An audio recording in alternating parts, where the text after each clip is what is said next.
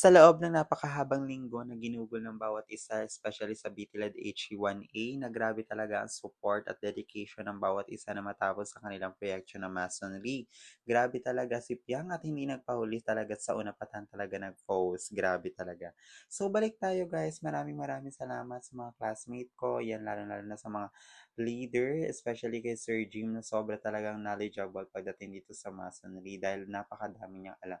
Pero salamat kay Sir Jim kasi shinare niya yung mga kaalaman niya at kay Sir na grabe talaga ang suporta sa amin ay pinakita ng bawat isa na kayang-kaya natin dahil hindi pwede ang pwede na sa TLE.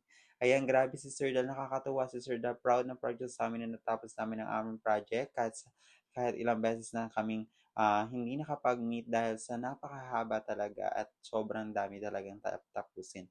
Sobrang saya naman na makita ko ang bawat isa na grabe yung effort na ibinigay nila, sila Crazy, ayan, lahat sila sobrang saya na natapos at nag-success talaga, sumakses talaga ang bawat isa. So, kitang-kita mo naman sa loob talaga ng ilang linggo na aming ginugol para lang matapos ito. Grabe yung pawis, yung pagod, dugo at pagod talaga ang idinilaan namin sa project na ito. Pero worth it lahat yon. Lahat ng mga kapaguran, lahat yon nabayaran. No? Sana lahat ay matapos sana ay makapausad tayo ngayong linggong ito na tayong lahat ay makasama-sama pa rin sa susunod na henerasyon.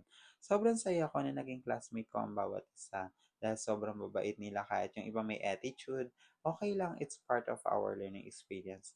Dito ko naranasan na totoo pala na hindi pala madali sa eduk pero marami ka talagang matututunan at may share mo sa iba.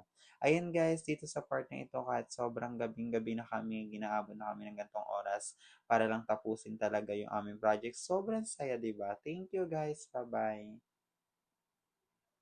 Sa pagpapatuloy ng task ng BTLAD HE1A sa kanilang proyekto na masonry, narito pa lang ibang hinain at ilang hinain ng bawat isa kung totoo nga ba talaga na naghanda sila sa kanilang proyekto. Gusto kong malaman ninyo na ang bawat isa pala ay talagang handang-handa na nasubukin at salubungin ang proyektong ito. Kaya ano pang hinihintay nyo? Tara na, tanongin na natin ang ilan sa mga ito. Handa ka na ba? Tara na! Handa na ako. Pagod na din ako. Handa na ako. Handa na ako. Handa na ako. Handa na ako. Handa na kami!